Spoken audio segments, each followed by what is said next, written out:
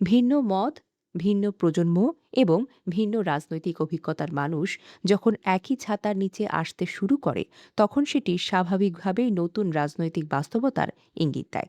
তবে সম্ভাবনা যতটা সহজ মনে হচ্ছে, বাস্তবতা তার চাইতে বেশি কঠিন হতে পারে দলটির জন্য।